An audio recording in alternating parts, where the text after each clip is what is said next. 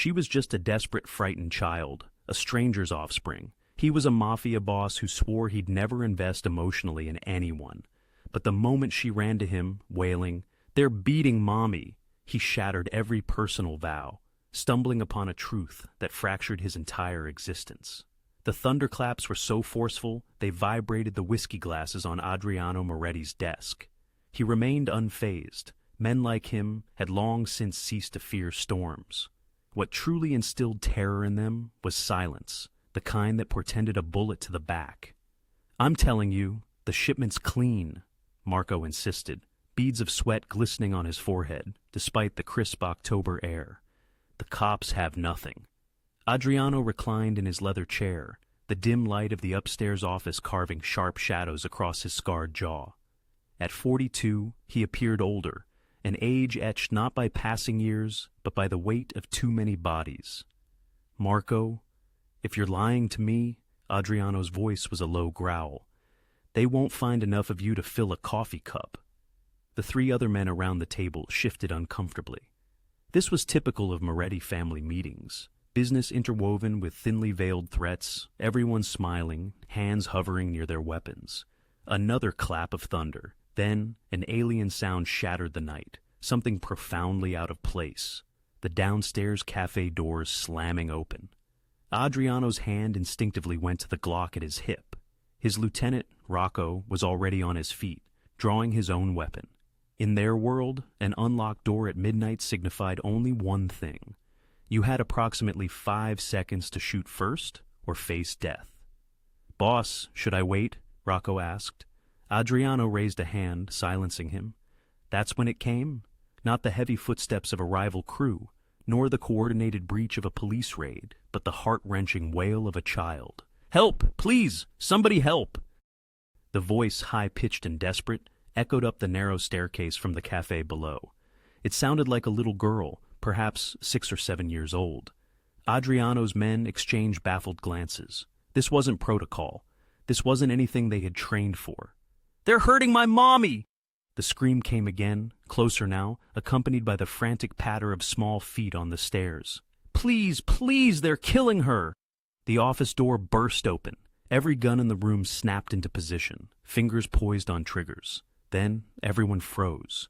She was tiny, impossibly small, barefoot, clad in a pink nightgown torn at the shoulder and drenched from the rain. Her blonde hair clung to her face in wet, tangled strands. Blood stained her hands, not her own, Adriano immediately realized, but someone else's. The little girl stood there, trembling, her wide brown eyes wild with terror. She looked at the 4 armed men pointing weapons at her, and did something that would forever haunt Adriano. She ran straight to him, not to the door, not away from the danger, to him. Her small body collided with his legs, her fingers clutching his pants with desperate strength. "You have to help her. They're beating Mommy. She told me to run.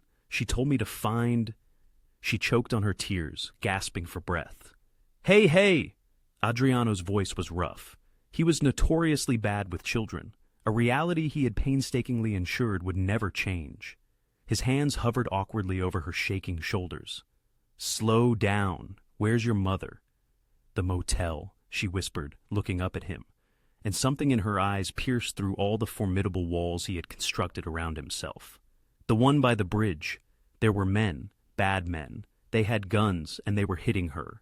And there was so much blood, and she screamed at me to run. Rocco, get the cars!" Adriano barked. "Boss, this could be a setup, some kind of— Did I stutter? Get the cars!" The little girl was still clinging to him, her entire body quivering. Adriano awkwardly patted her head, his massive hand almost completely engulfing her small skull.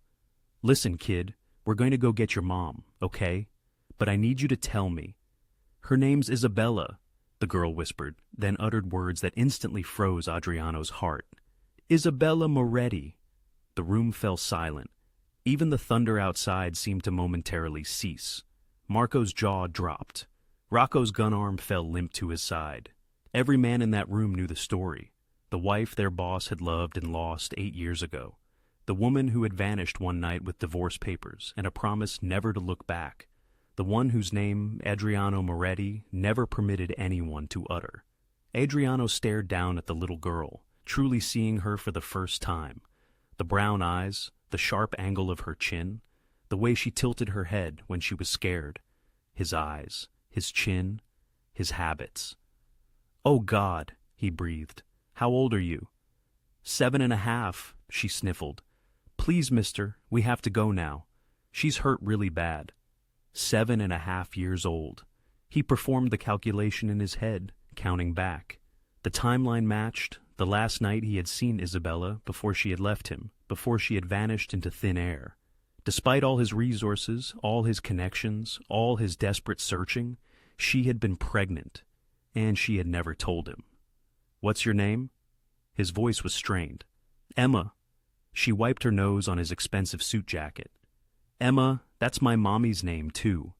She added, "We're Morettis, and Morettis don't give up. So I ran and ran until I found—" She paused, her tear-filled eyes studying his face with sudden confusion. "Why do you look like my daddy in the picture?" Adriano couldn't breathe, couldn't think.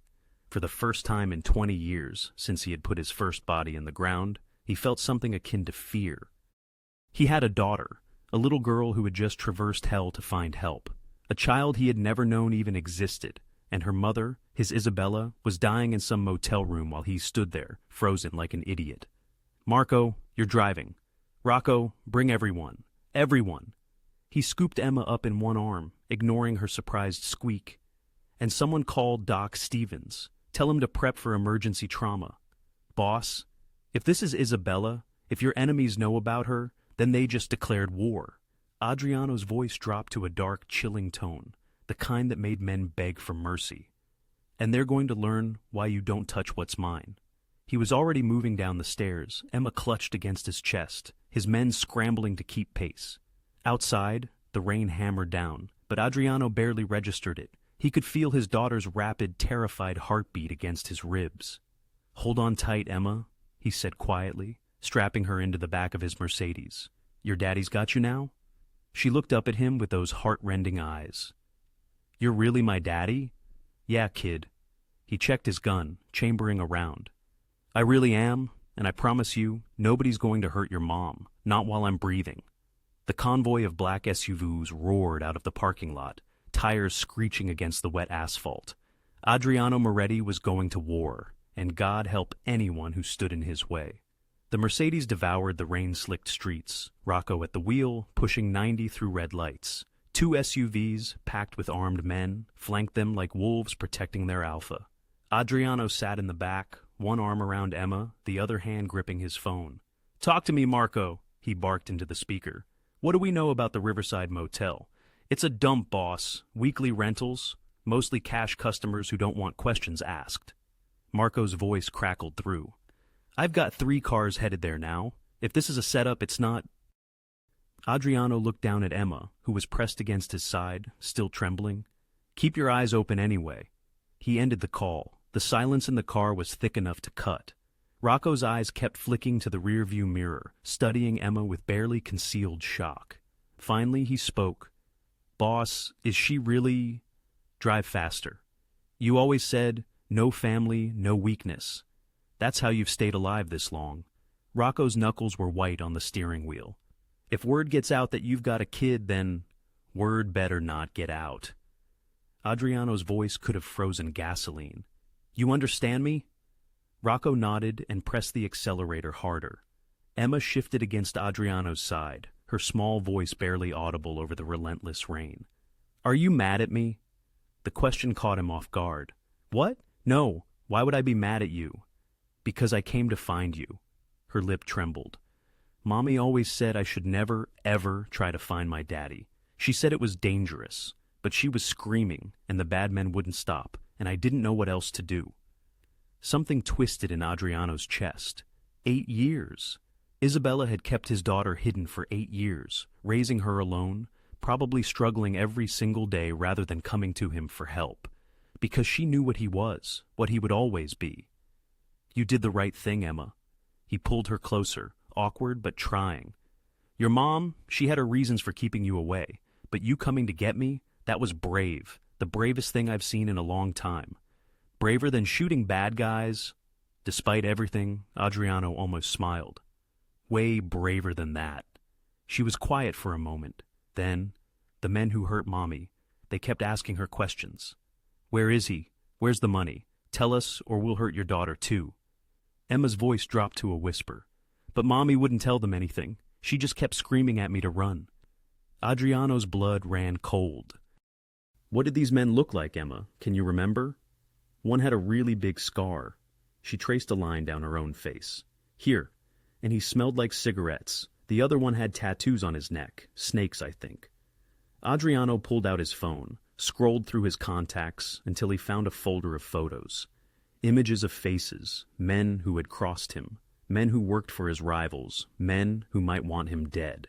He stopped on one particular photo. This guy, he showed her carefully. Emma's whole body went rigid. That's him. That's the scary one with the scar. Adriano closed his eyes. Vincent Caruso, one of Veto Leon's top enforcers. This wasn't random violence. This wasn't a robbery gone wrong. This was a message meant for him. Rocco, call ahead. Tell our guys to take anyone alive if possible. I need answers. Do you suspect Leon is behind this? I'm certain he is, Adriano retorted, his jaw tightening. The real puzzle is how he tracked down Isabella after all these years. The dilapidated motel, its neon sign, V.A. Annie, flickering erratically with the C long burnt out, came into view. 3 of Adriano's SUVs were already there. Men in dark suits, weapons drawn, fanned out. Even from a distance, Adriano spotted the splintered door hanging precariously from its hinges. Room 12 was shrouded in darkness. Stay in the car, he commanded Emma, his hand already on the door handle. No! She clutched his jacket with both hands. Don't leave me. What if they return? Every fiber of Adriano's being screamed at him to shield her in the vehicle, but her terror-stricken eyes held him fast. He had just discovered he had a daughter. He wasn't about to inflict more trauma by abandoning her now. Rocco, stay with her. If anything moves out of line, neutralize it. Understood? Rocco nodded, drawing his weapon. On my life, boss. Adriano stepped out into the rain. Immediately, Tommy, a young enforcer looking terribly pale, rushed over. Boss, we arrived 2 minutes ago. The door was already forced open. We went in quietly, but Tommy swallowed hard. You need to see this. No survivors, nobody inside, just an overwhelming amount of blood. Adriano's heart plummeted. He strode towards room 12, each step feeling ponderous. His men parted, grim-faced. The door hung askew, shattered where it had been kicked in. Adriano entered, and the scene slammed into him. The small room was a wreck, a shattered lamp, a mattress half off the bed, holes punched in the walls. Blood streaked the floor, spattered the peeling wallpaper, and pooled near the bathroom door. Too much blood. A child's crumpled drawing lay in a corner. He picked it up with trembling hands. 3 stick figures under a smiling sun. A woman, a little girl, and a man, carefully colored but slightly apart, with Daddy scrawled above him in crayon. Isabella had kept his picture. Even after everything, she had let Emma know she had a father. Boss! Marco appeared in the doorway. Bathroom's clear, bedroom's clear, no body, but we're tracking the blood trail. Now, Adriano's voice was eerily calm, the kind of stillness that precedes an explosion. And find me Vincent Caruso. I don't care if he's in church confessing his sins, drag him out. There's more, boss. Marco handed him a cell phone, its screen cracked but still functional. We found this under the bed. The last call was to 911, but they hung up before anyone answered. Before that, he flipped the phone. Text messages, all to one number. Adriano studied the screen. The messages were simple, desperate. He found us, taking Emma somewhere safe.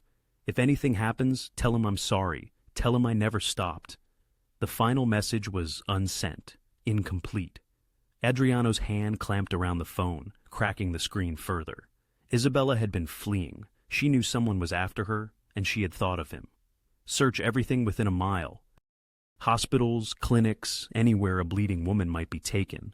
He turned to face his assembled crew, all 15 watching their boss visibly unravel. And someone tell me how Veto Leon knew my ex-wife was alive, when I've spent 8 years with the best intelligence network in the city and found nothing? No one answered, the truth too obvious and too terrifying. Someone within Adriano's organization had betrayed him, and Isabella was bleeding out somewhere in the night because of it. A gunshot cracked through the rain like lightning. Adriano's head snapped toward the sound, from behind the motel, past the dumpsters and the rusted chain-link fence. Another shot, then a scream, a woman's scream. "That's Mommy!" Emma's voice, shrill with terror, pierced through the car window where Rocco was restraining her. Adriano was already running, his men surging after him like a dark tide. They rounded the building into a scene plucked from a nightmare. The motel's back lot, an expanse of broken asphalt and weeds, was illuminated by a single flickering streetlight. Two men stood over a figure on the ground, pistols in hand. One, marked by snake tattoos coiling up his neck, raised his weapon for another shot, and there, crumpled against the brick wall, arms protectively wrapped around nothing because her daughter was already gone, was Isabella. Even bloodied and beaten, Adriano would have recognized her instantly. 8 years hadn't erased the curve of her face from his memory, the dark hair he once ran his fingers through, the defiant set of her jaw, even as she stared death in the face. "Wrong move, sweetheart," Snake Tattoo sneered, his voice carrying across the lot. "Vito wants you alive to send a message, but he didn't say you had to be walking." The scarred man, Vincent Caruso, chuckled. "Where did the kid go anyway? Little brat ran fast." "Faster than you idiots expected." Isabella's voice was weak but sharp. "She's gone. You'll never find her." "Oh, we'll find her." Vincent leaned down, grabbing her hair. "And when we do, she'll watch us kill you slow, just like Vito wants. But first, you're going to let her go." Adriano's voice cut through the rain like a blade. Both men spun around, their eyes widening at the sight of Adriano Moretti, flanked by 15 armed men fanning out, weapons trained and ready. "Oh," Snake Tattoo breathed. "Oh is right." Adriano advanced slowly, his Glock steady in his hand. Vincent's face contorted into a mix of fear and calculation. He yanked Isabella up, using her as a shield, pressing his gun to her temple. "Back off, Moretti. I'll paint the wall with her brains. I swear to God." Isabella's eyes met Adriano's across the distance. Even in the dim light, after 8 years, that look struck him like a freight train. Pain, relief, terror, and something else. A warning. "Don't," she whispered, not to Vincent, but to Adriano. But it was too late. He was already moving. The firefight lasted precisely 4 seconds. Marco shattered Snake Tattoo's knee with a shotgun blast. The man screamed as he went down. Tommy and another enforcer opened fire, forcing Vincent to duck, his grip on Isabella momentarily loosening. That's all Adriano needed. He covered the distance in 3 strides, moving with unnatural speed for a man his size, and drove his shoulder into Vincent's gut.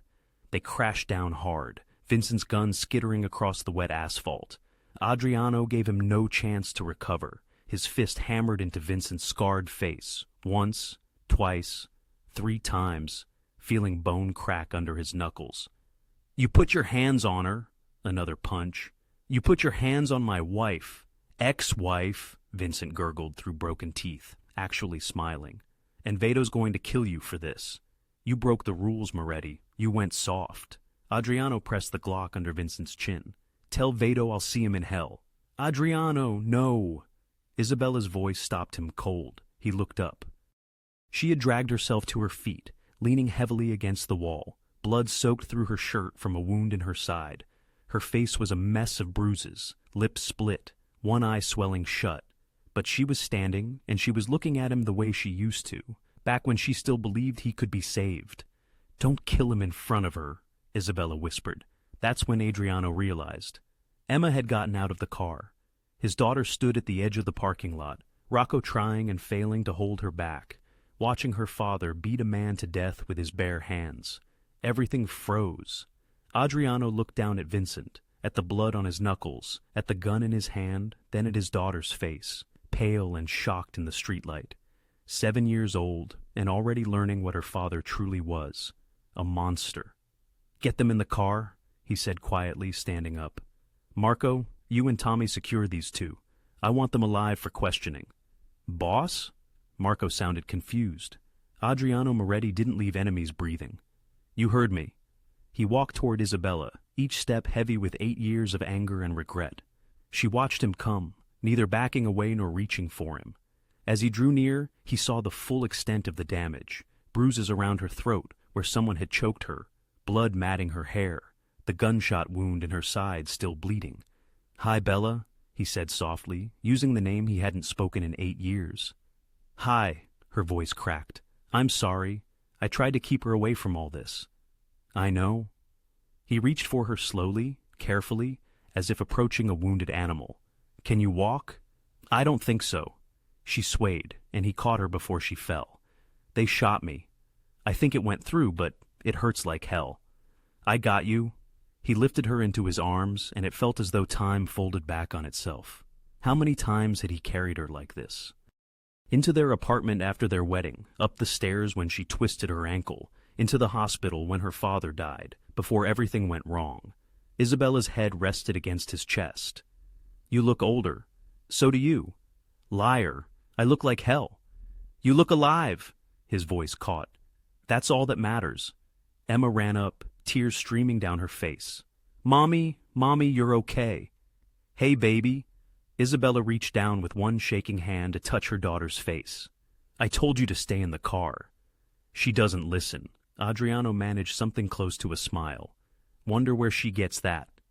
"Definitely from you." Isabella's eyes met his, and for a fleeting moment, it was as if the 8 years of silence had never happened. Then her expression hardened. "Don't let her see you like this." Adriano looked down at himself. Blood spattered across his white shirt, Vincent's blood on his knuckles, the gun still in his hand. He looked every inch the killer he was. "She already has," he said quietly. Isabella's eyes filled with tears. "This is precisely what I sought to prevent," Isabella uttered, her voice barely audible. "I realize that," Adriano acknowledged. As Rocco's Mercedes pulled up, Adriano gently carried Isabella to the car, with Emma trailing beside them. While he carefully positioned Isabella in the back seat, she grasped his wrist with an unexpected surge of strength. "They're coming for her now," she whispered urgently. "Vito knows about Emma. That's why they targeted me. To lure you out." His response was swift and resolute. "Then I'll eliminate him." "That's exactly what he desires, eh? He wants you consumed by anger, to provoke you into making reckless mistakes." Her grip tightened on his wrist. "Promise me this conflict won't touch her." Adriano's gaze fell upon his daughter, who was already settling into the car next to her mother.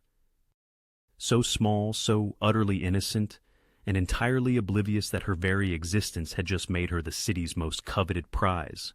"I promise," he lied, both of them acutely aware of the truth. The war had already commenced, and Emma stood squarely at its epicenter. Their sanctuary was a 2-story brick edifice in the industrial district, nestled between a derelict factory and one of Adriano's warehouses. It boasted 3 exits, reinforced doors, and a formidable arsenal capable of igniting a minor war. He had acquired it years ago, anticipating scenarios just like this, though he had never envisioned it would serve as a refuge for his own family. Dr. Stevens, a slender man in his 60s with steady hands and a strict no-questions-asked policy, was already there awaiting their arrival. A quick glance at Isabella being carried in, and he immediately directed them to the bedroom. "Place her on the bed. I need illumination, hot water, and everyone out except one assistant." "I'll remain," Adriano stated. "No," Isabella's voice, though weak, was resolute. "Emma stays with me." Yushi looked at him, noting the dried blood on his shirt and the persistent rage simmering in his eyes. "You need to clean up." It wasn't a suggestion. It was her unspoken demand that her daughter not witness him pacing like a caged beast while she underwent surgery, that Emma had endured enough trauma for one night. Adriano gave a stiff nod, then exited the room, leaving his daughter clutching her mother's hand. The hallway felt oppressive, too narrow, too quiet. He could discern Dr. Stevens's hushed tones, the faint clinking of medical instruments, and Isabella's sharp intake of breath as the doctor examined her wounds. Each sound felt like a blade twisting in his gut. Marco and Tommy maintained their vigil by the front door, while 2 more men secured the rear. Rocco, arms crossed, leaned against the wall, observing Adriano with a mixture of concern and calculation. "You're covered in blood, boss." Adriano glanced down. His once white shirt was now predominantly crimson. Vincent's blood, Isabella's blood, intermingled with rain and dirt. He must appear like a specter from a nightmare. "There's a bathroom upstairs," Rocco continued, "and fresh clothes in the closet. You should—" "I'm fine." "You are decidedly not fine. You've just discovered you have a 7-year-old child, and your ex-wife has been shot." Rocco pushed off the wall. "That's about as far from fine as it gets." Adriano's jaw tightened. "What's your implication?" "My implication is that you're currently operating with emotion, not logic, and that poses a significant risk." Rocco gestured subtly toward the bedroom door. "For all of us." "Speak plainly, Rocco." Rocco moved closer, lowering his voice. "I spoke with Tommy while you were at the motel. He delved into the backgrounds of the 2 men we apprehended, Vincent Caruso and Joey Snake Romano. Both report directly to Vado Leon. But here's the anomaly. They weren't supposed to be there tonight." Adriano's attention sharpened. "Elaborate." "Vincent was assigned to a job in Atlantic City. Joey was slated to collect debts across town. Yet, both inexplicably appear at a random motel to assault a woman no one was supposed to know about." Rocco shook his head. "This wasn't serendipity, boss. This was meticulously orchestrated. How long has this been in the planning stages? That's what truly unnerves me." Rocco pulled out his phone, displaying a text message thread. "I obtained this from one of our contacts embedded within Leon's crew. Vincent and Joey received that assignment 3 days ago. 3 days, boss. They've been aware of Isabella's location for at least that interval." The implication struck Adriano with the force of a truck. They had been observing her, patiently waiting for the opportune moment. And they chose tonight. The same night you had your meeting at the cafe. The same night half your key personnel were converged in one location. Rocco's expression was grim. They desired you distracted. They desired you emotionally compromised. And they achieved precisely what they sought. Adriano's fist slammed into the wall, leaving a noticeable indentation in the drywall. "Someone informed them of her whereabouts. Someone within my own organization must have." Isabella had vanished 8 years ago, altering her identity and meticulously erasing her traces. He had spent months searching for her then, as had their entire network. She was a phantom, yet suddenly Vito's men knew the exact motel she frequented. Rocco shook his head. Someone has been consistently feeding him intelligence. The bedroom door opened. Dr. Stevens emerged, peeling off bloody gloves, his expression carefully neutral. "She'll survive." The bullet passed clean through, missing all vital organs. Extensive bruising, a couple of fractured ribs, and a mild concussion. "She requires rest and antibiotics." He paused. "She's also severely malnourished. That woman has been struggling for quite some time." Adriano felt a fissure open within his chest. All this time, Isabella had been barely subsisting, raising their daughter alone, too proud, or perhaps too fearful, to seek his assistance. "May I see her?" "Grant her a few minutes. I administered some pain relief. She's currently speaking with your daughter." Dr. Stevens studied Adriano. "That little girl has endured a nightmare tonight. She's resilient, though. Bears a striking resemblance to you." After the doctor's departure, Adriano remained in the hallway, listening to the soft murmur of voices emanating from the bedroom. Isabella's voice, weary but steadfast, assuring Emma that everything would be all right. Emma's voice, small and filled with apprehension, inquiring if the bad men would return. "Boss," Rocco's voice pulled him back to the present. "We need to strategize our next moves. Vado won't cease now that he's aware of Emma.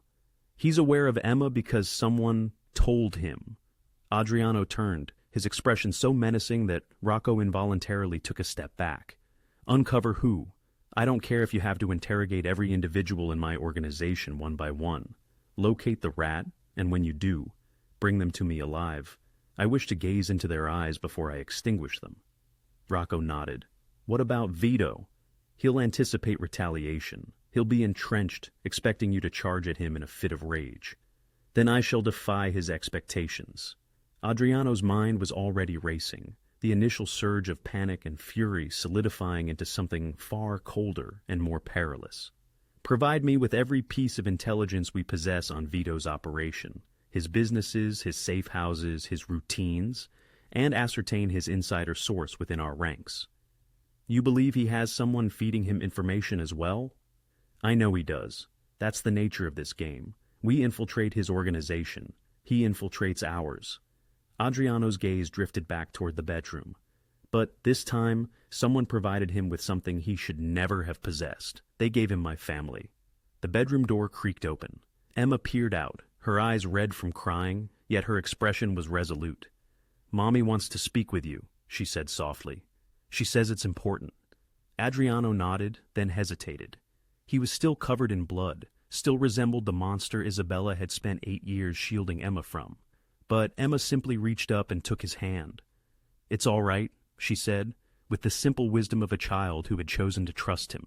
"You saved us. Mommy told me you would always save us."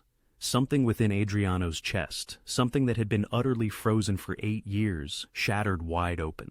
He allowed his daughter to lead him into the bedroom, where Isabella lay propped on pillows, bandaged and bruised, but undeniably alive. Her eyes met his, and in their depths he perceived it all, the intricate history between them, the love that had soured into fear, and the desperate glimmer of hope that, perhaps, they could somehow endure this. "We need to talk," she began, "about the real reason I left, and about who has been relentlessly hunting us all this time." Adriano pulled up a chair, Emma climbing into his lap, as if it were 1,000 times rehearsed ritual, and Isabella Moretti began to unveil the truth of the past 8 years, a truth that would irrevocably alter everything he believed he knew. Dawn seeped through the safe house windows like an unwelcome intrusion, painting everything in muted shades of gray and gold. Isabella awoke slowly, her body protesting with every minimal movement.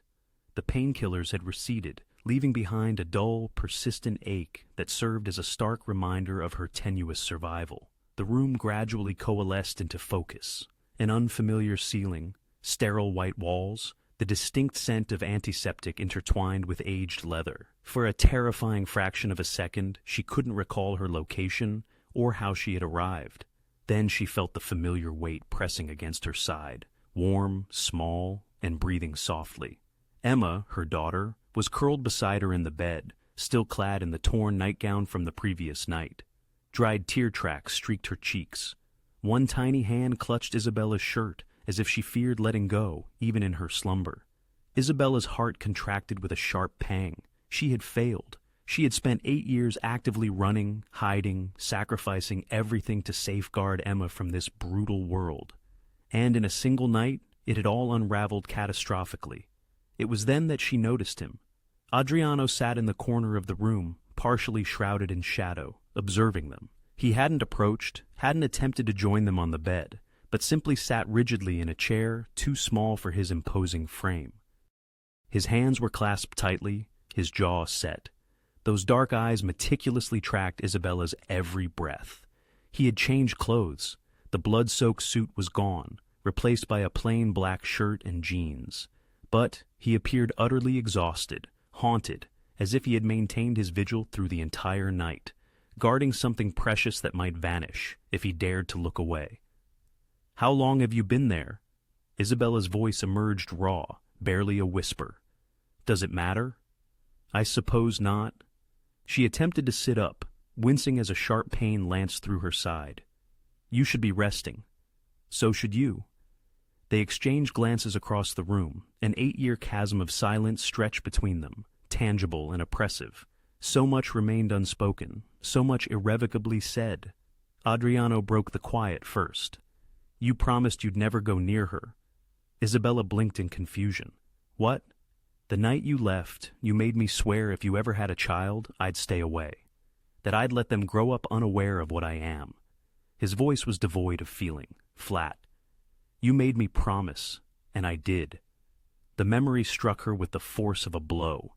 Their final confrontation in their apartment, shouts echoing, her desperate pleas for him to abandon his life, his refusal, then her words, sealing their fate.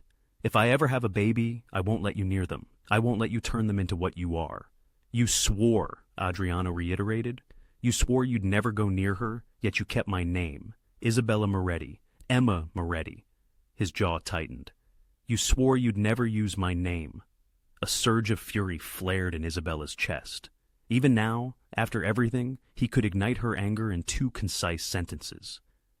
"I had to," she retorted, her voice sharp despite the underlying pain. "Do you comprehend the difficulty of vanishing when you're wedded to a mafia boss? Your people were ubiquitous, present in every hospital, every bank, every government office. If I had legally changed my name, you would have located me within a week. So you remained Isabella Moretti and just... what?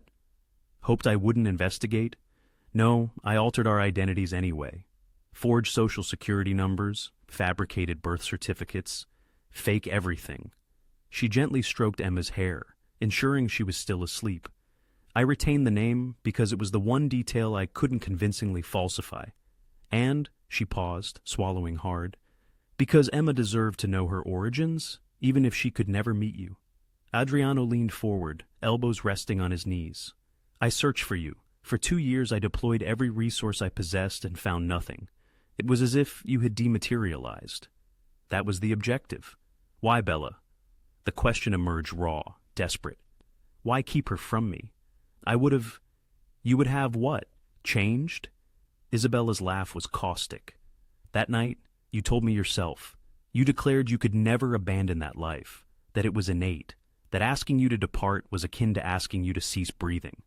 That's not..." "You shoved a man's head through a car window because he glanced at me improperly in a restaurant.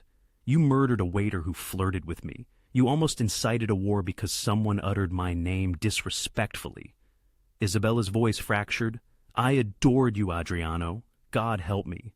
I loved you so intensely it was agonizing, but I was drowning in blood, and I couldn't. I wouldn't bring a child into that chaos." The ensuing silence was suffocating.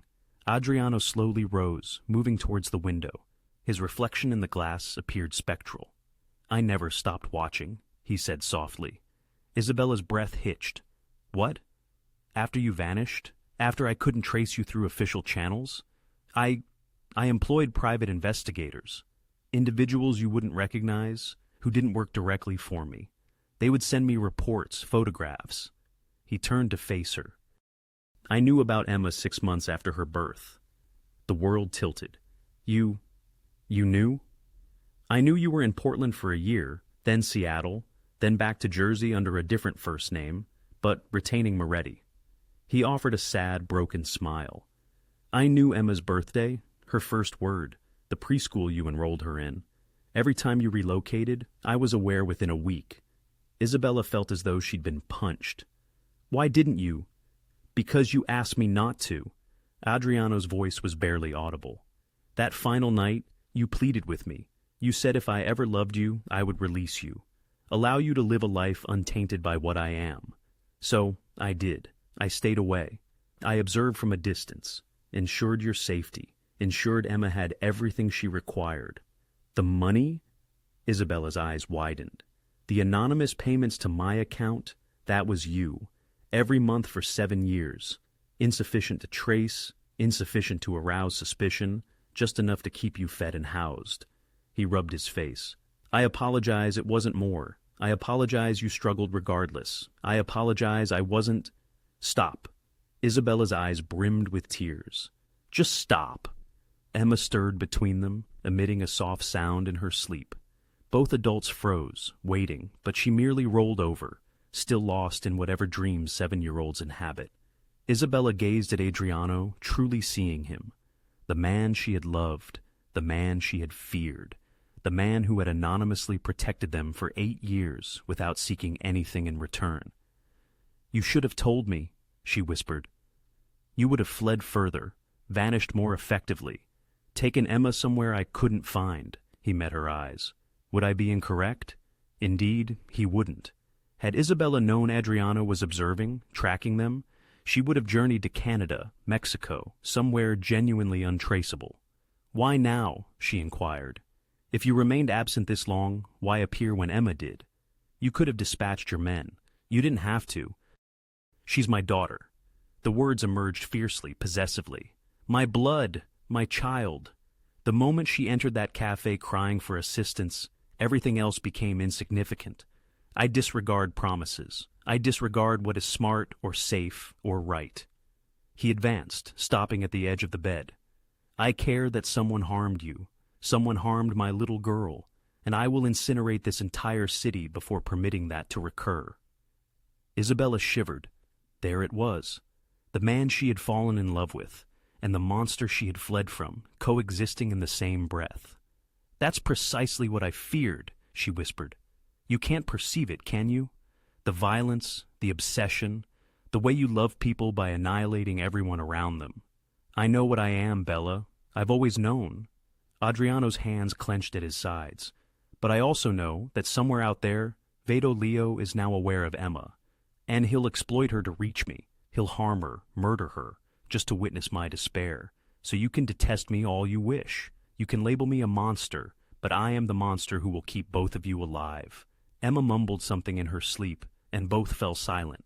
Isabella closed her eyes, exhaustion overwhelming her. "I never stopped loving you," she confessed so softly he almost missed it. "That's the most dreadful part.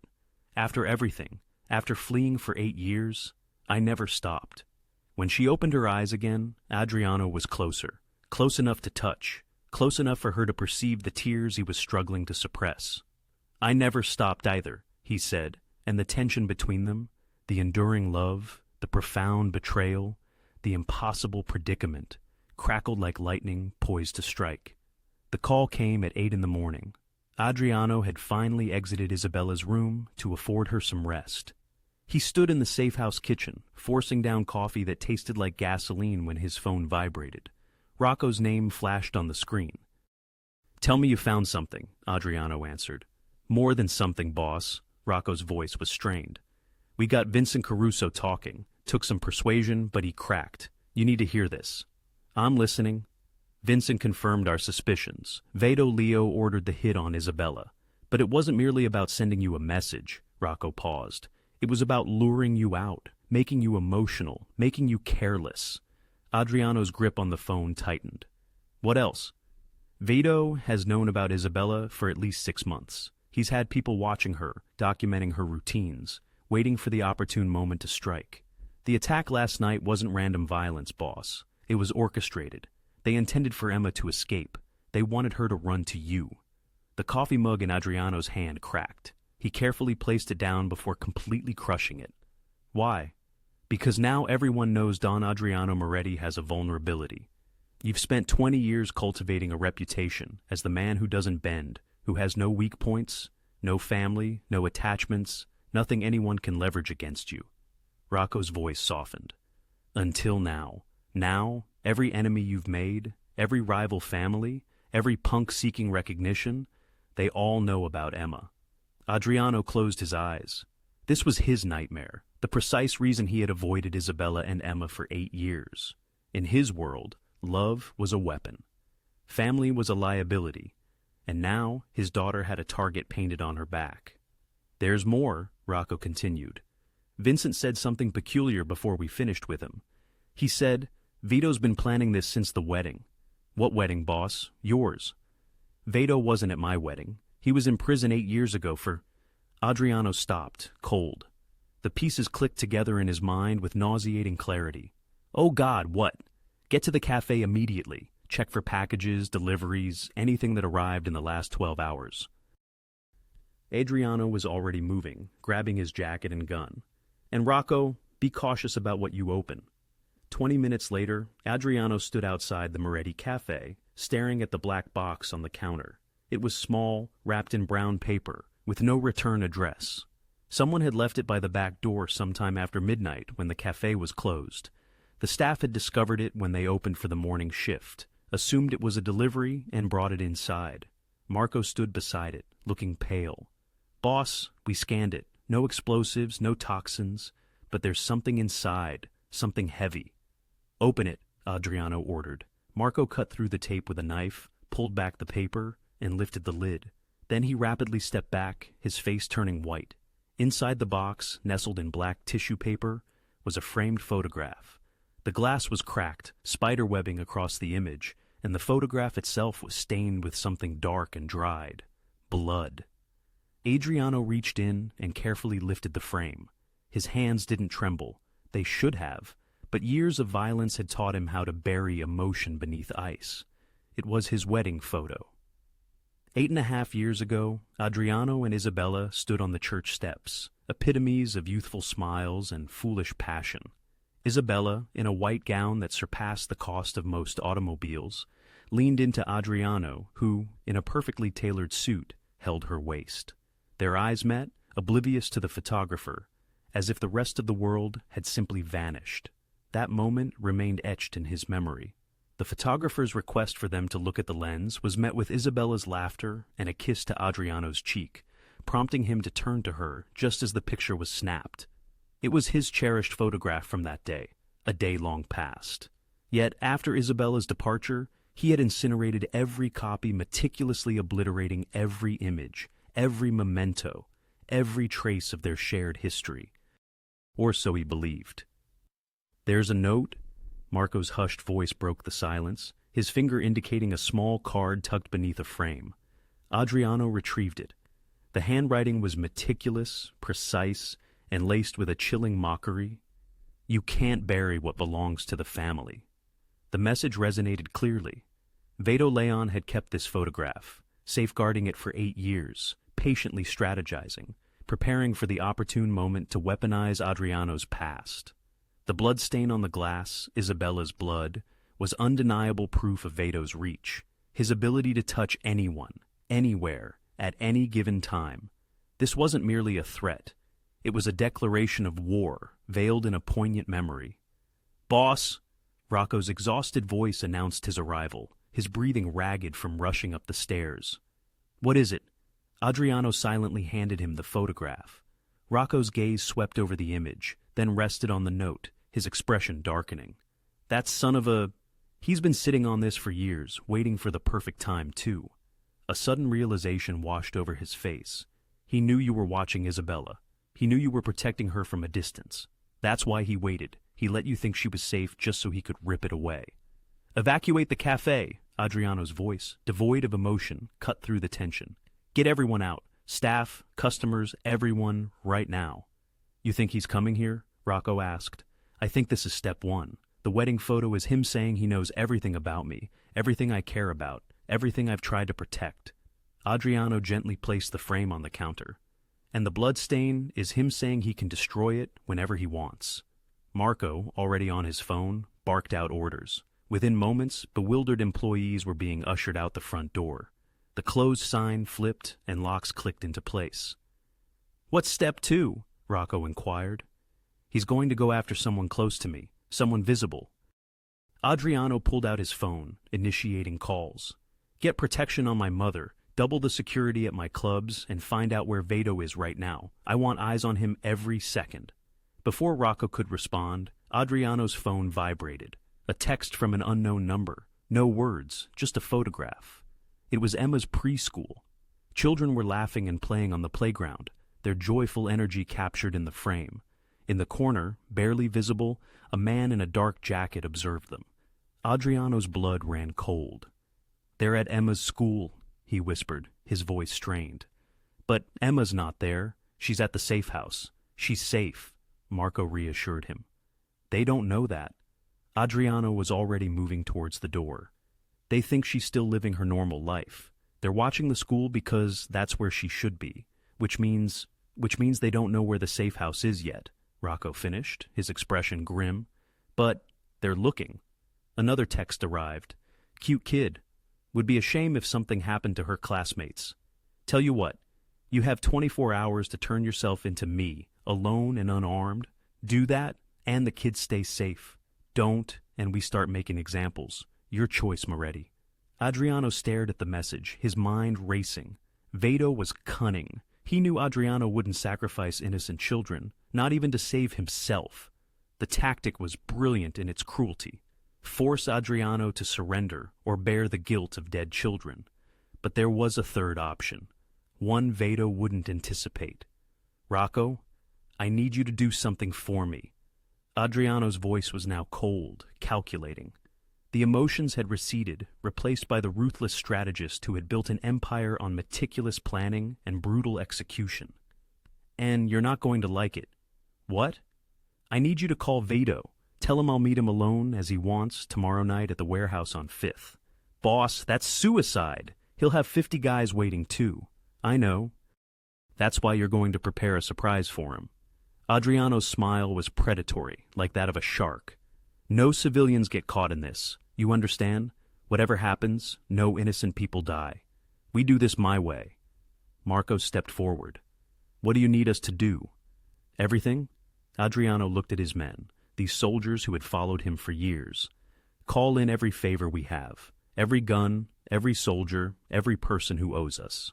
Because in 24 hours, the Moretti family goes to war, and when the smoke clears, Vado Leon won't have anything left to threaten us with. And if it doesn't work, Rocco asked quietly, if Vado outplays us? Adriano picked up the blood-stained wedding photo, gazing at Isabella's smiling face. Then, I make sure my girls get far away from here before I burn it all down. The line had been drawn. Now, the blood would follow. Evening enveloped the safe house like a heavy shroud. Adriano returned just after 7, his mind still consumed by meticulous plans and contingencies. Vado's ultimatum loomed over him like a guillotine blade. 24 hours to surrender or watch innocent children die. He had spent the day coordinating with his people, strategically positioning his pieces, preparing for a war that would culminate either in Vito's demise or his own. But first, he needed to see them, his family, the very reason he was willing to raise the world. Emma was in the living room with one of Adriano's guards, busily drawing with crayons someone had thoughtfully provided. She looked up and smiled when he entered, a genuine smile, as if having a mafia boss for a father was the most natural thing in the world. I drew you, she announced, holding up a picture of a stick figure with dark scribbles for hair and what might have been a gun. You're fighting the bad guys? Adriano's throat tightened. That's really good, sweetheart. Do you really have to fight them? He crouched beside her, searching for words that were neither lies nor terrifying truths. Sometimes grown-ups have to do hard things to keep the people they love safe. Emma studied him with her remarkably perceptive eyes. Mommy says fighting never fixes anything. Your mom's a smart woman, but you're going to fight anyway, aren't you? He couldn't answer. He didn't know how to explain that fighting was his only language, that violence had been his constant companion for so long he had forgotten any other way. Is your mom awake? He asked instead. She's in the bedroom. She's been crying. Emma's voice dropped to a whisper. I think she's scared. Of course, she was scared. Adriano stood, gently ruffled Emma's hair, and headed towards the bedroom. He needed Isabella to understand his plan, to know that he was managing the situation, that she and Emma would be safe. He pushed the door open without knocking. Isabella sat on the edge of the bed, her back to the door. At the sound of his entrance, she turned and flinched. It was instinctive, automatic. Her entire body recoiled, shoulders hunching, one hand rising defensively. For a fleeting second, her eyes widened with fear. Then, she caught herself, forcing her body to relax, lowering her hand, but the damage was done. Adriano froze in the doorway. He had seen that look before, on the faces of men who knew they were about to die, on witnesses who had seen too much, on people who understood exactly what he was capable of, but never from her, never from Isabella. Sorry, she said quickly, forcing a smile that didn't reach her eyes. You startled me?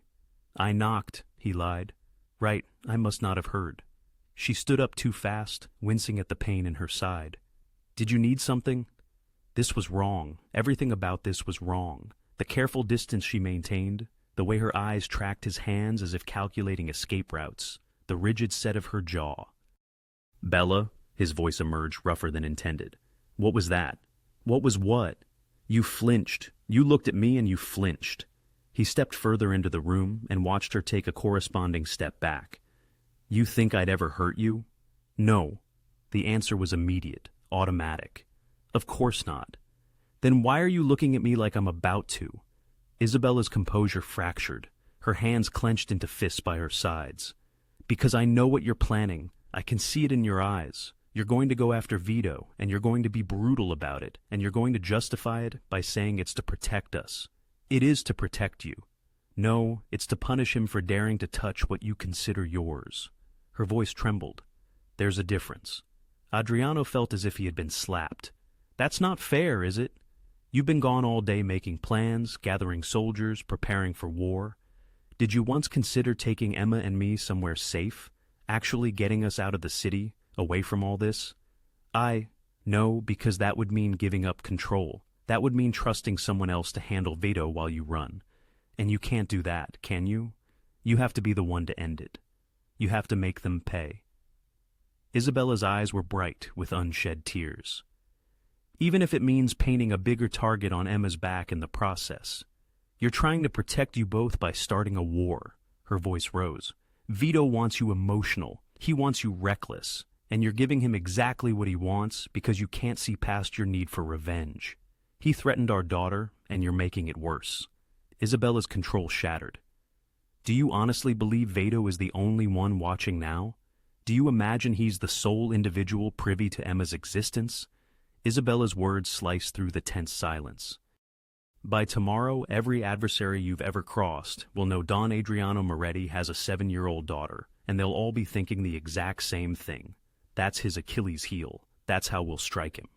Her pronouncements landed like precise, painful blows, for Adriano knew with grim certainty that she was right.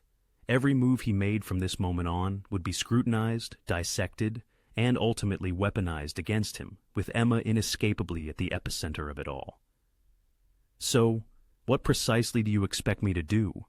His voice, barely above a whisper, was laced with menace. Simply allow Vito to threaten my family, and then simply walk away unscathed? I want you to engage your mind, Isabella pleaded, pressing her hands against her temples. I want you to be shrewd, not consumed by rage. I want you to remember that your daughter is asleep in the adjacent room, and her deepest need isn't a hero. It's a father who will still be alive tomorrow.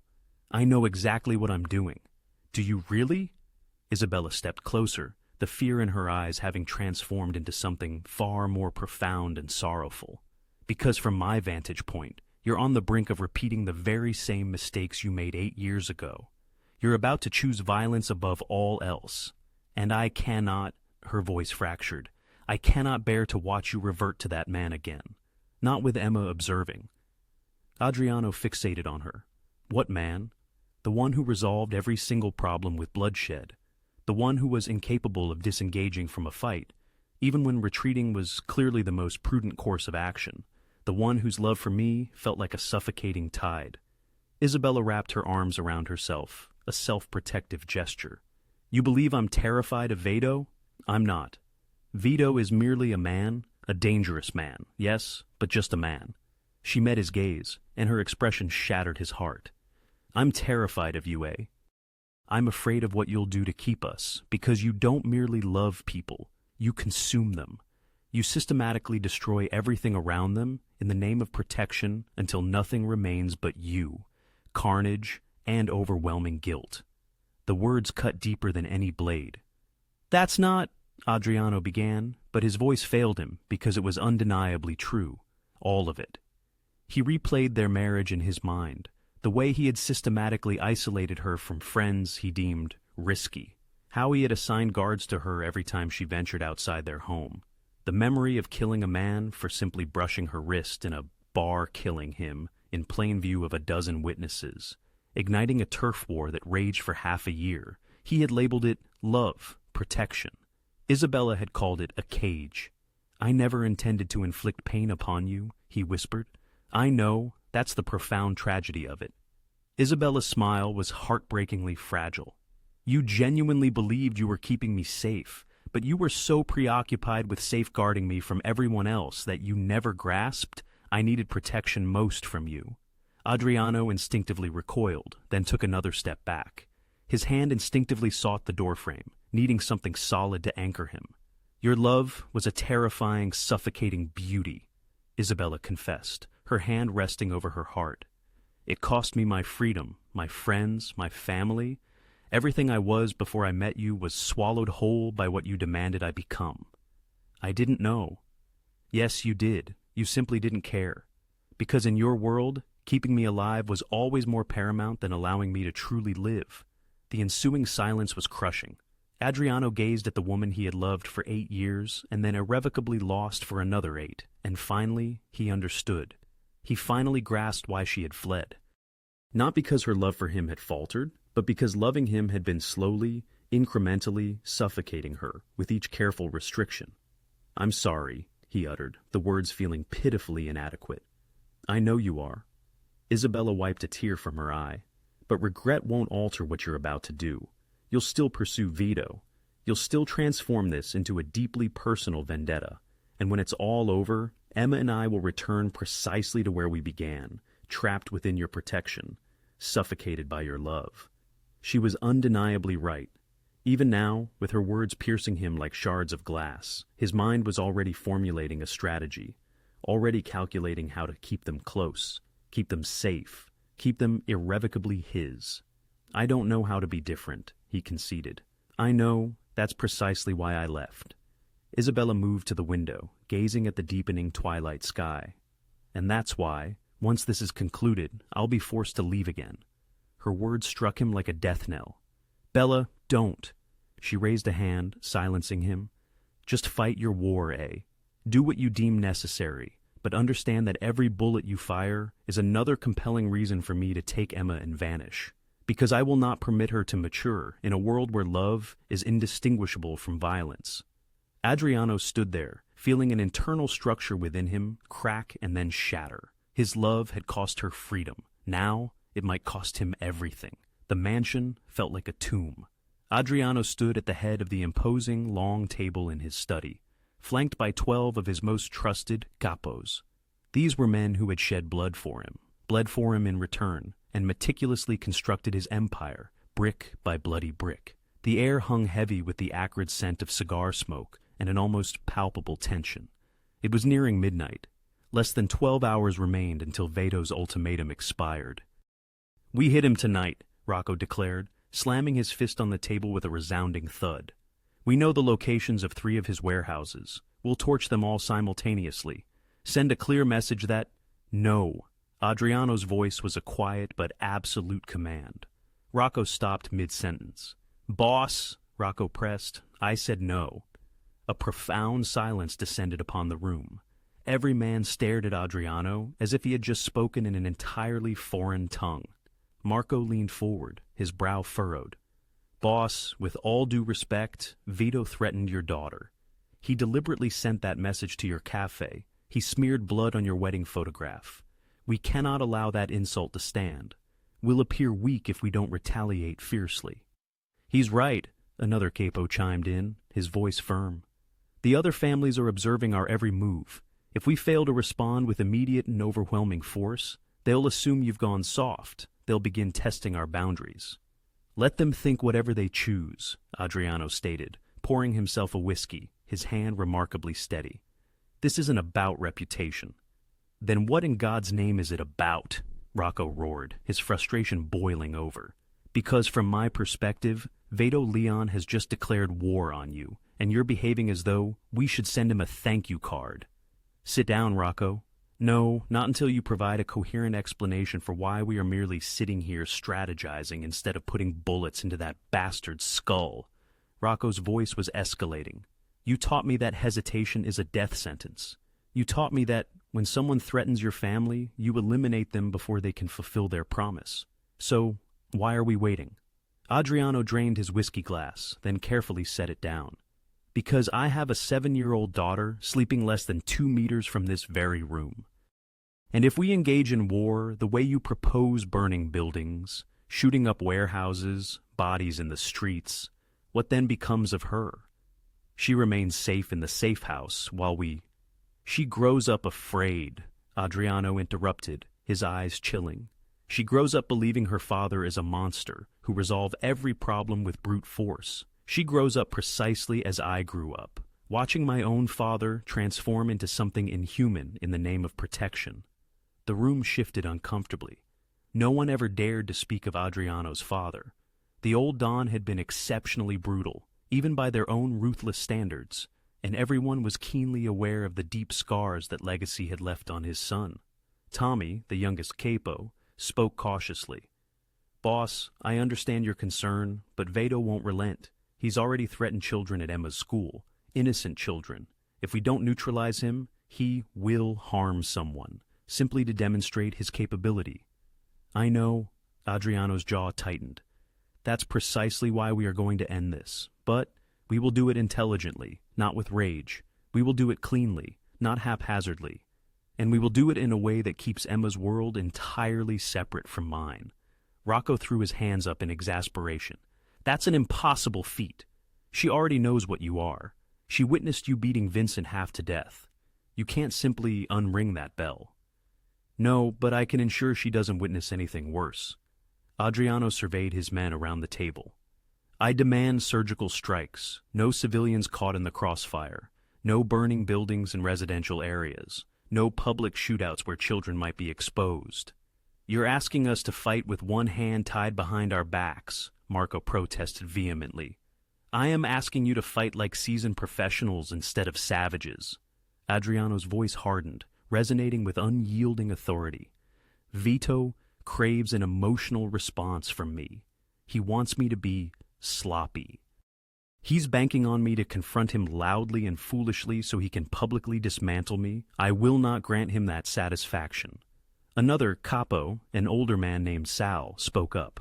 What about the ultimatum? He demands your surrender within 12 hours, or he starts killing children. He's bluffing. How can you be so certain? Because killing children would unequivocally unite every family in this city against him. Even our enemies have offspring. Even law enforcement would pursue him with an unprecedented fury. Adriano leaned forward, his gaze piercing.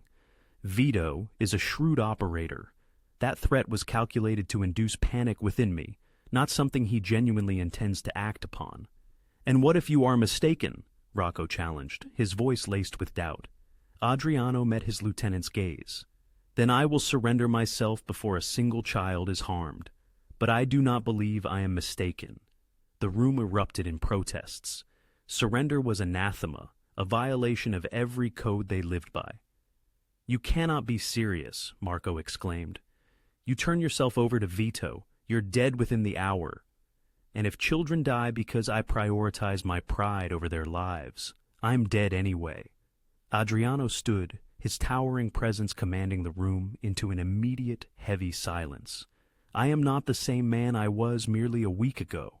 A week ago, I would have razed half the city to the ground and slept soundly afterward. But that was before Emma rushed into my cafe, tears streaming down her face, pleading for help. That was before I truly grasped the profound damage I've been inflicting upon the people I claim to love. He thought of Isabella's cutting words. Your love cost me my freedom. I've dedicated 20 years to accumulating power by being the man everyone fears, Adriano continued, his gaze sweeping across their faces. The man who never compromises. The man who would rather face death than display weakness. And it cost me my wife. It very nearly cost me my daughter before I even knew she existed. His voice dropped to a near whisper. I will not make that mistake again. Rocco shook his head, utterly bewildered. Boss, I've followed you loyally for 15 years, but this is pure suicide. Perhaps it is the first truly intelligent decision I've made in a very long time. Adriano placed both hands flat on the table, surveying his men with grim resolve. Here is precisely what is going to transpire. We will eliminate Vito quietly, efficiently, and permanently. We systematically dismantle his illicit operations, yet in a manner that avoids sensational headlines. We accomplish this in a way that allows my daughter to sleep peacefully through the night. And how precisely will we achieve that? S. inquired. We'll weaponize his own scheme against him. He expects me at that warehouse tomorrow evening. I will be present, but neither solitary nor defenseless, contrary to his demands. Adriano's lips thinned into a chilly smile. We will transform his ambush into our victory. The men around him now listened intently. This was strategy, something they understood. Tommy, position snipers on the surrounding buildings of the warehouse. Marco, ensure our contacts within Vito's organization disseminate misleading intelligence regarding our strength. Cell, I require 2 meticulously planned escape routes with vehicles prepped. Adriano's mind whirred, meticulously calculating every angle. And Rocco, you will be inside the warehouse with me.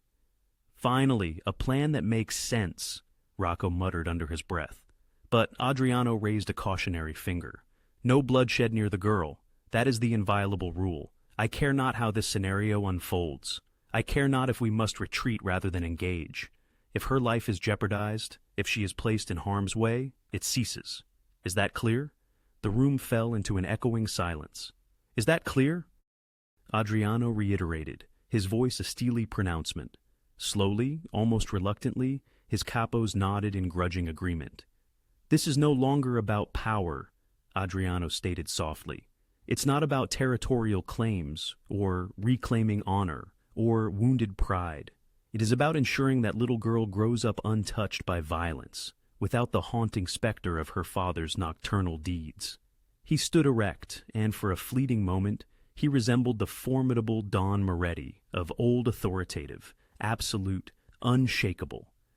We march to war, but we do so on my terms, cleanly, swiftly, decisively.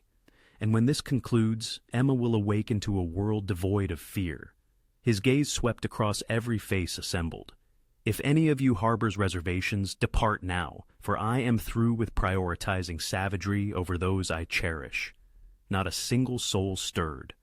Good, Adriano affirmed with a nod. Then let us bring this to an end. It was an unprecedented declaration of war, not for might, vengeance, or prestige, but for safeguarding, for atonement, for an opportunity to transcend his past self, and should he perish in the attempt, at least Emma would know he had striven. The meeting concluded just past 1 in the morning. The capos departed one by one, heading to their assigned tasks. Adriano remained, meticulously reviewing maps and schematics for the impending warehouse operation. Rocco lingered in the doorway. "Boss," he began quietly, "can we speak, just the two of us?" Adriano looked up, discerning an unreadable quality in his lieutenant's expression, perhaps regret or resignation. "What troubles your mind? I've served you for 15 years, followed you through 6 conflicts, countless coups, witnessed more fatalities than I can tally." Rocco paced back to the table, his footsteps thudding heavily. "You saved my life in Chicago, elevated me to your right hand when no one else would have trusted me, and you've justified that trust every single day since. What's your point?" "My point is," Rocco met his gaze, "I'm sorry." Adriano's instinct screamed in alarm, but it was too late. Rocco's phone was already active, already dispatching a message, already finished. "What have you done?" Adriano's voice descended into a perilous whisper. "What I was compelled to do." Rocco retreated toward the doorway. "You've changed, boss. Ever since that little girl arrived, you've softened. All this talk of clean wars, protecting innocence, shielding Emma from bloodshed. That's not how we survive in this world." Adriano rose slowly, his hand instinctively reaching for his firearm. "Rocco, what did you do?" "I struck a bargain with Vado. He obtains the safe house's location. He acquires Isabella and the child. And I assume control of the family when you're eliminated, or ruined attempting to rescue them." Rocco's jaw was clenched. Nothing personal, merely business. The world reeled. 15 years. 15 years of unyielding loyalty, fellowship, implicit trust, and it had amounted to nothing.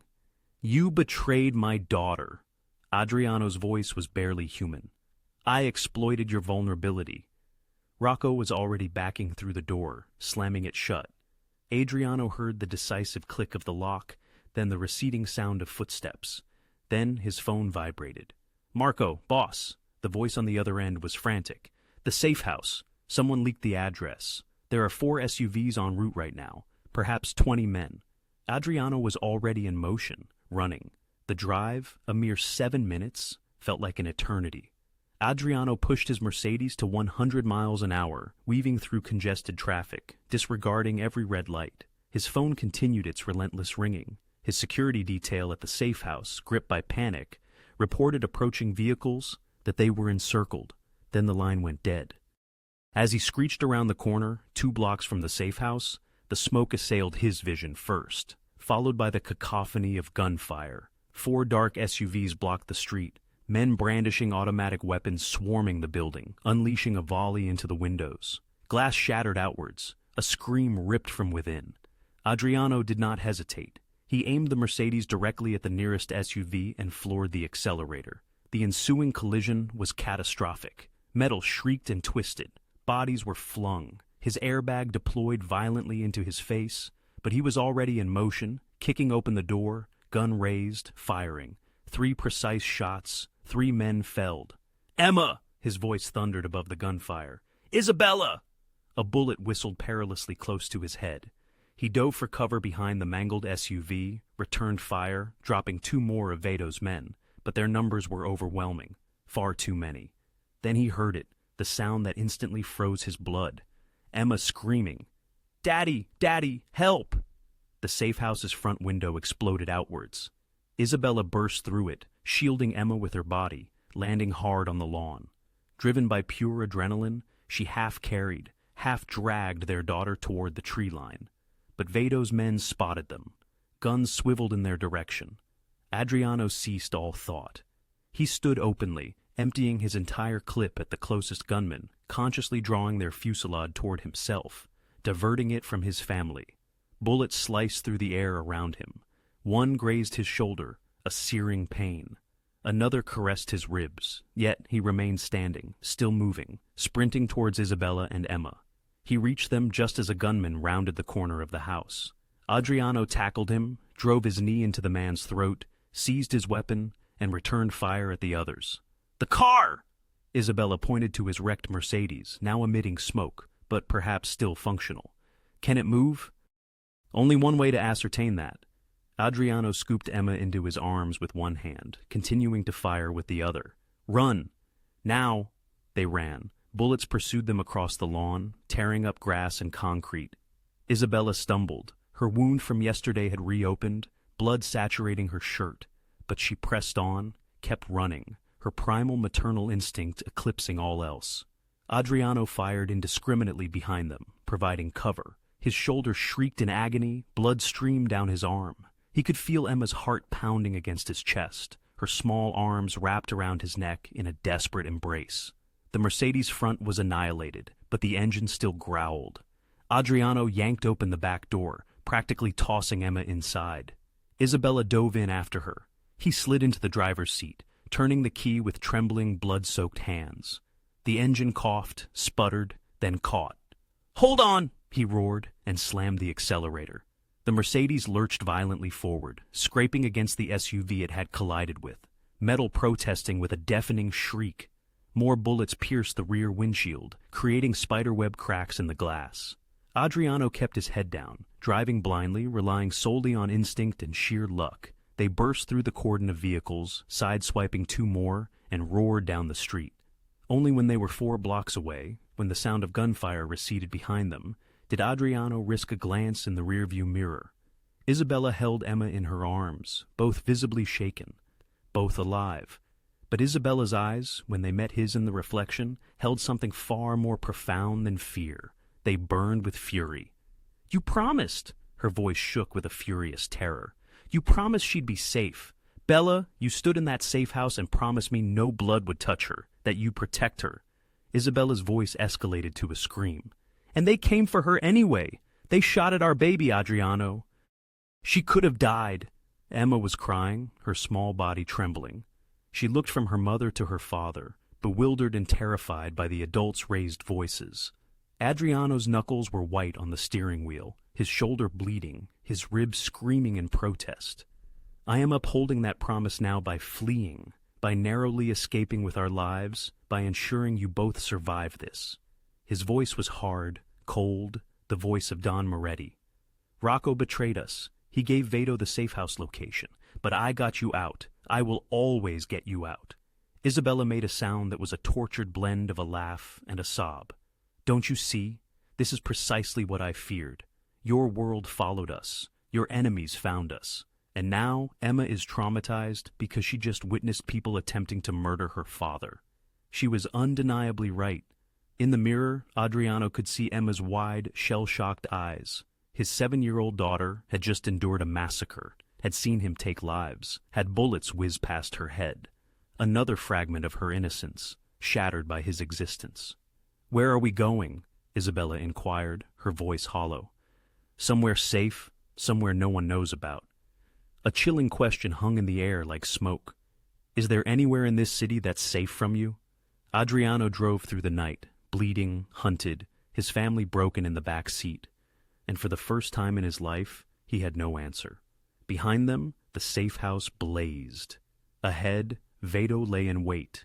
And between them, Rocco's act of perfidy had just torn Adriano's world asunder. Adriano dropped Isabella and Emma at Marco's grandmother's house in Queens. A tiny dwelling unregistered in any database, unconnected to the family enterprise, entirely off everyone's radar. The old woman, observing the blood and palpable terror, asked no questions, merely ushered them inside. "Do not leave this house," Adriano instructed Isabella. "Marco will guard the door. If you spot anyone unfamiliar, head out the back." As he turned to depart, Isabella seized his arm. "Where will you end this?" she pleaded. "I cannot flee any longer, Bella, not with Rocco betraying information to Vito, not with our daughter's image seared into the minds of 20 different gunmen." His voice was hollow. "Your only safety lies in his demise." "And what about you?" she pressed. "What about surviving for Emma?" Adriano glanced back at his daughter, who sat swaddled in a blanket on the sofa, her gaze distant, shell-shocked, traumatized. "If I perish, at least she'll be free of this," he murmured. He left before Isabella could respond. An hour later, Tommy's call came. "Boss, we have a lead. One of Vado's men, we flipped him. Says Vado is holed up, awaiting news about the safe house hit. He gave us 3 possible locations." "Tell me," Adriano commanded. Tommy rattled off addresses: a warehouse, a strip club, and then St. Michael's Church on 43rd. "The old one that's been closed for 5 years?" Adriano's blood ran cold. "Repeat that." "St. Michael's. It's abandoned. Been empty since—" "I know what it is." Adriano's hands clenched on the steering wheel. St. Michael's was where he had married Isabella 8.5 years ago, standing at the altar in his finest suit, watching her walk down the aisle in white, the happiest day of his life. Of course, Vado would be there. It was poetic, cruel, precisely the kind of psychological warfare Vado reveled in. "That's where he is," Adriano declared. "I'm going alone." "Boss, that's suicide. At least take—" "I said, alone." Adriano ended the call. The church emerged from the darkness like a gravestone. St. Michael's had once been magnificent. Gothic architecture, stained glass windows, stone steps worn smooth by decades of devout feet. Now it was a ruin. The windows were either boarded or shattered. Graffiti defaced the walls. The door hung askew on its hinges, but light flickered within. Candlelight. Adriano checked his gun. Half a clip remained. He discarded his jacket, his shoulders still bleeding through a makeshift bandage. His ribs screamed with every breath, yet he remained standing, still moving. He pushed open the door. The interior rendered him breathless. Vito, quite clearly, had arranged candles throughout the church. Dozens, perhaps hundreds, casting dancing shadows across the walls. The pews remained, but bullet holes riddled the wood. Sections of the ceiling had collapsed. The altar was shrouded in dust and debris. And standing at that altar, precisely where the priest had stood 8 years prior, was Vado Leon. He appeared smaller than Adriano remembered, mid-50s, graying hair, wearing an expensive suit that seemed absurd in the desolate church. He smiled upon seeing Adriano as if they were old friends meeting for coffee. "Don Moretti, I wondered if you'd figure it out." Adriano walked slowly down the aisle, his gun at his side. His footsteps echoed in the empty space.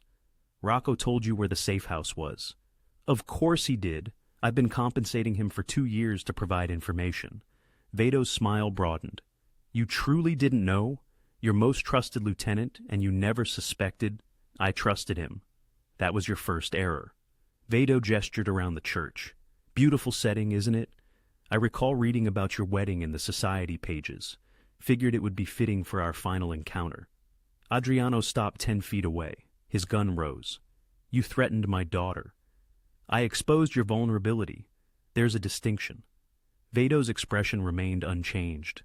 "For 20 years, you've been impervious. No family, no attachments, nothing anyone could leverage against you. You were intelligent about it, brutal but intelligent. Get to the point. The point is, you cannot protect a family when your kingdom is built upon graves."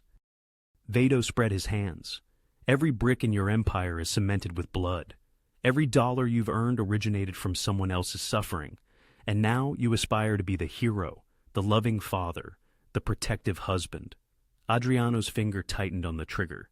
You're a monster, Moretti, just like me, just like your father before you. And monsters don't achieve happy endings. We don't ride off into the sunset with our beautiful wives and innocent children. We receive what we deserve. The gunshot tore through the church like thunder. Vito's eyes widened. He gazed down at the hole in his chest. Blood spread across his expensive shirt. His mouth worked, attempting to form words, but only blood emerged. Then I'll end it with one more, Adriano stated coldly. Vito collapsed, first to his knees, then forward onto his face. The candles flickered around his body, like vigil lights at a funeral. Adriano stood there, gun still raised, waiting to feel something. Victory, relief, satisfaction. But there was nothing, only emptiness. He walked to Vito's body, checked for a pulse. Dead. The man who had threatened his family, orchestrated the attack, and turned Rocco against him, lay dead on the floor of the church where Adriano had promised to love and cherish Isabella forever. The irony was not lost on him. His phone vibrated. Marco, boss, where are you? We need to discuss Rocco. He's vanished and... It's done, Adriano interrupted. Vito's dead. Silence on the other end. Then what about Rocco? I'll handle him later. For now, I need you to send cleaners to St. Michael's Church. And then, I need you to arrange something for me. What? Adriano surveyed the ruined church, the candles guttering in the darkness, the blood pooling on the altar steps. He recalled Isabella's words, Emma's terrified face, the promise he'd made and broken, and was desperately trying to keep. I need you to arrange for Isabella and Emma to leave the city. New identities, genuine ones this time, ones I cannot trace. Money, a house somewhere far away, whatever they need to start anew. Boss, and I need you to ensure I can never find them again. Marco was quiet for a long moment. You're letting them go? I'm setting them free. Adriano's voice cracked. Make it happen tonight, before I change my mind. He ended the call and stood alone in the church where he had married the only woman he had ever loved, with the body of his enemy at his feet and the weight of his choices crushing his chest. Vito was dead, but he had been right about one thing. Monsters didn't achieve happy endings. They received what they deserved, and Adriano Moretti deserved to lose everything he loved if it meant they could finally be safe from him. He walked out of the church without looking back, leaving the candles to burn themselves out in the darkness. The coastal town was named Seabrook, population 30,000. Fishing boats in the harbor, white houses with blue shutters, streets that smelled of salt and possibility. The kind of place where people knew their neighbors and no one asked too many questions about newcomers seeking a fresh start. Adriano pulled up to a small house 2 blocks from the water just as dawn began painting the sky pink and gold. He had been driving for 5 hours. Isabella and Emma had fallen asleep in the back seat somewhere around hour 2, exhausted from terror and adrenaline. He had driven in silence, watching them in the rearview mirror, memorizing their faces. This would be the last time he would see them. We're here, he said quietly. Isabella stirred first, blinking in confusion at the unfamiliar surroundings. Then her eyes found the house, a 2-story cottage with a small garden out front, freshly painted, a swing on the porch. What is this? She whispered. Home, Adriano replied. He got out, opened the back door, and carefully lifted Emma into his arms. She mumbled in her sleep but did not awaken. Let's get her inside. The house was furnished. Marco had worked rapidly, calling in every favor, moving at light speed. The living room had a couch and armchairs. The kitchen had dishes in the cabinets and food in the fridge. Upstairs, 2 bedrooms, one with a double bed for Isabella, the other painted yellow with stuffed animals on a child's bed for Emma. Adriano gently laid his daughter down, pulling a blanket over her.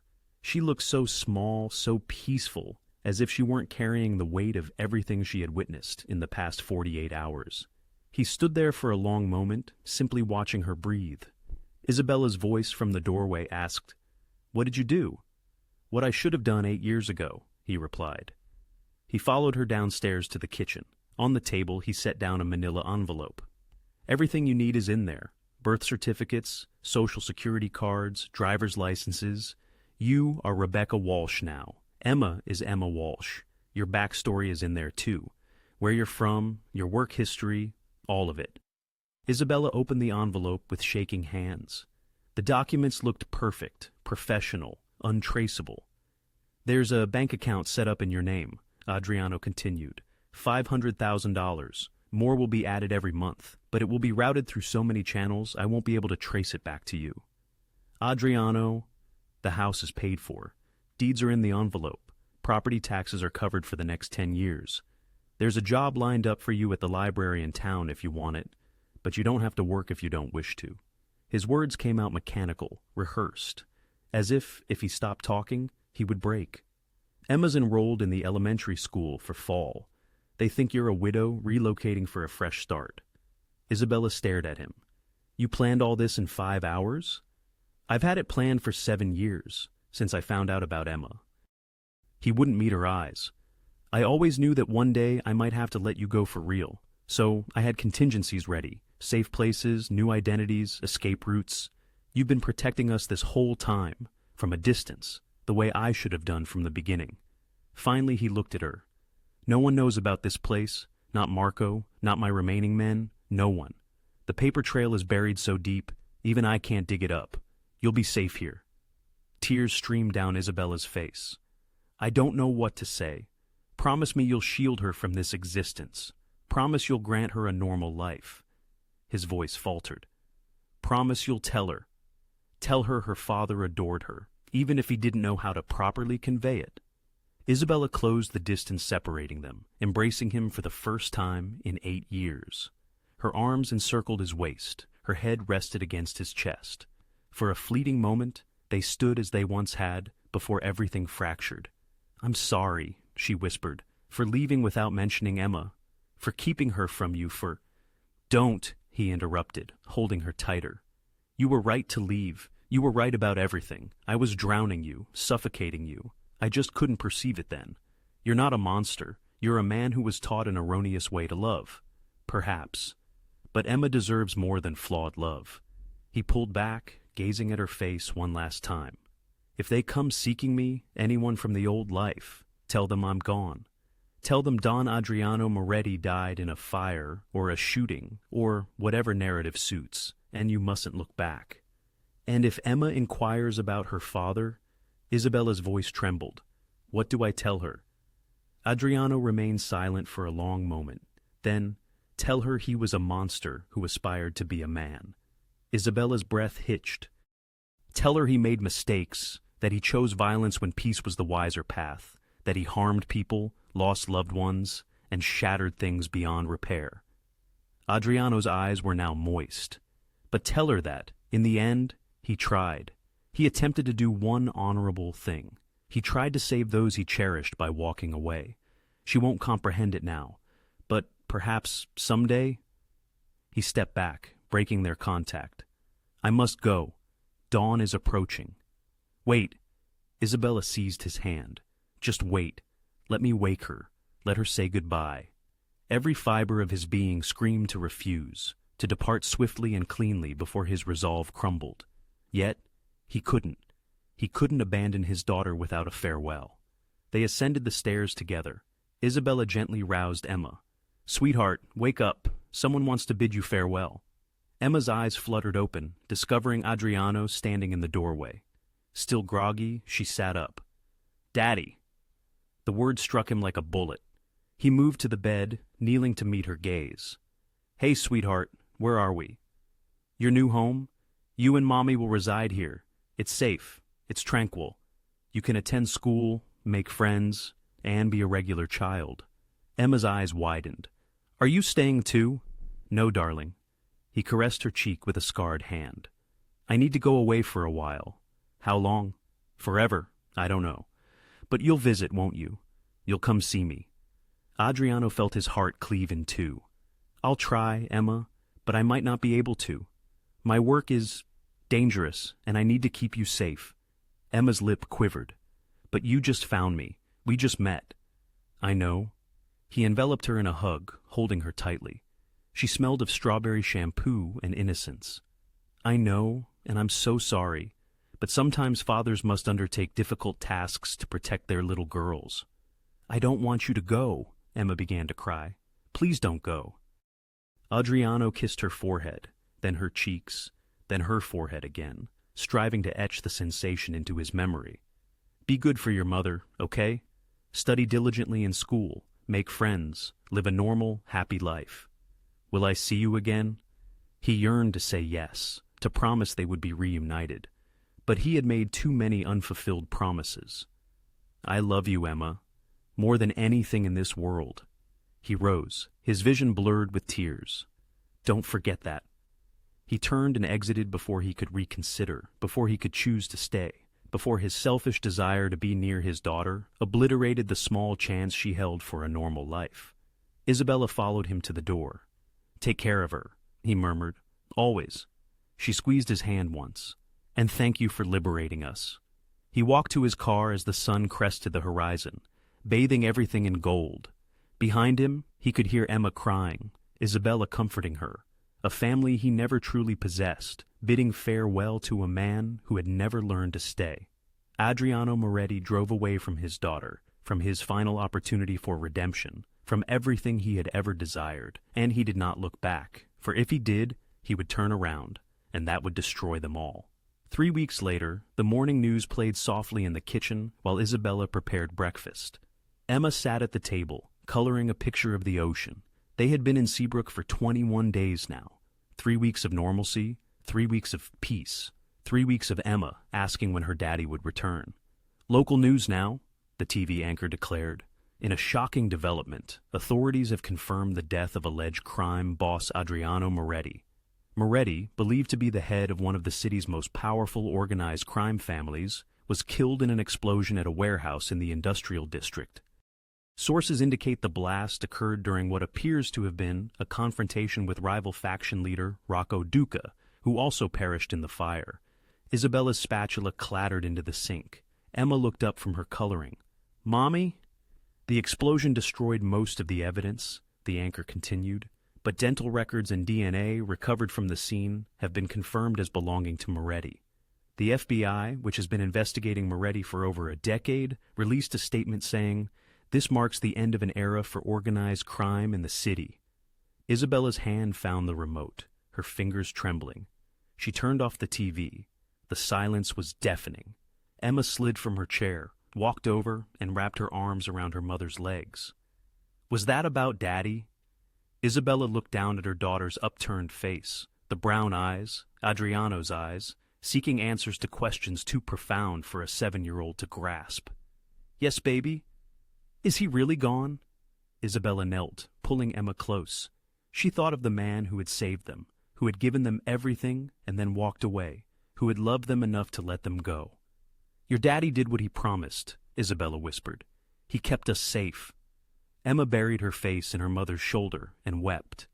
Not for a father she barely knew, but for the one she had hoped to know, for the future she had envisioned, now vanished in smoke and deceit. Isabella held her daughter, letting her own tears fall silently, blending grief with relief, with guilt. Adriano was either deceased or so deeply hidden he might as well be. Either way, he was absent from their lives, the monster who tried to be a man, the man who ultimately succeeded. Portland, Oregon. At the very same moment. The pier extended into the Pacific like a finger pointing towards liberation. Adriano strolled slowly along the weathered planks, hands in his pockets, collar turned up against the wind. He looked altered, a grown beard, longer hair, a scar on his cheek from the explosion he had narrowly survived. His eyes were concealed behind sunglasses, yet they bore the same weight they had always carried. Heavier now, if that were possible. He was James Carroll now. At least, that was what his identification declared. James Carroll from Montana, a software consultant recently relocated to Portland for work. Alone, no family, no past worth mentioning. The warehouse explosion had been Marco's brainchild, a means to end Don Adriano Moretti without actually ending him. They had planted evidence, staged the scene, making it convincing enough to deceive even the FBI. Rocco's body, Actually, Rocco's body, because Adriano had located him and completed what needed finishing, had been identified alongside dental records from a corpse they had borrowed from a morgue. In death, Adriano Moretti was finally free. In life, James Carroll was utterly solitary. He paused at the pier's end, observing fishing boats bobbing in the harbor. Seagulls cried overhead. The air carried the scent of salt, fish, and new beginnings. Other people passed by, couples holding hands, children laughing, individuals living ordinary lives. He would never be one of them. He couldn't be. Even with a new name and a clean ledger, the blood on his hands was permanent, invisible, yet indelible. 20 years of violence didn't simply wash away because you faked your demise and grew a beard. But Emma would never know that. Emma would grow up believing her father died trying to protect them. She would attend school, make friends, have birthday parties and soccer games and typical teenage drama. She would never enter a room and detect gunpowder, never witness her father beat a man half to death, never have to choose between loving him and being terrified of him. That was worth it. Worth everything. In his pocket, his phone vibrated. A text from an untraceable number. Marco was likely checking in. But Adriano didn't look. He had instructed Marco to delete his number, to never contact him again. Whatever the text conveyed, it no longer mattered. The Moretti family was Marco's now. The empire, the enforcers, the bloodshed. Let him have it. Adriano extracted a piece of paper from his other pocket. A letter he had penned, but would never dispatch. He had carried it for 3 weeks, rereading it repeatedly, the words etched into his memory. Bella, I devoured lives for power, erected an empire upon graves, and labeled it success. I forfeited you for pride, too stubborn to grasp. That clinging tightly meant letting go. For 20 years, I believed strength lay in never retreating, never revealing vulnerability, never admitting error. Then Emma stumbled into my cafe, weeping for assistance, and everything I thought I understood shattered. In her eyes, I glimpsed what I might have become had I encountered mercy sooner, had I learned that true strength resides in walking away, had I comprehended that loving someone means setting them free, even when it annihilates you. I neither expect forgiveness nor understanding. I simply hope that someday, when Emma is old enough, you will tell her that her father tried, that in the end, when it mattered most, he chose her above everything else he had constructed. I will forever carry both of you with me, the family I embraced for 3 days and cherished for eternity. Find true happiness, Bella.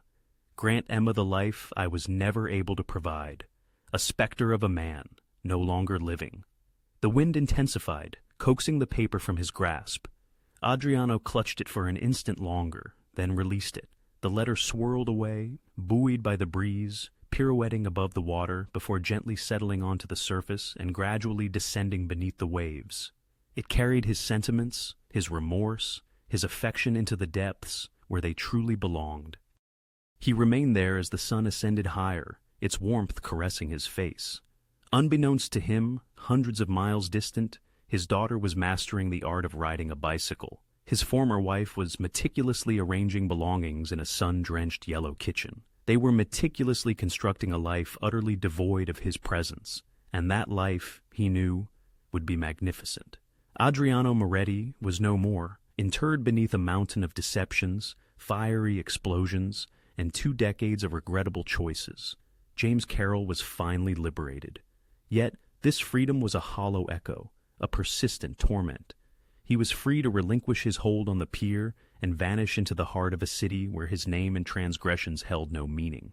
He cast a final lingering gaze upon the ocean, an expansive and boundless expanse, utterly oblivious to the sorrows of humanity. Then he turned and walked away. In his wake, the relentless waves maintained their perpetual cadence, effacing footprints, obliterating all traces, and whispering a promise that, in time, even the most profound wounds would mend, even his own someday.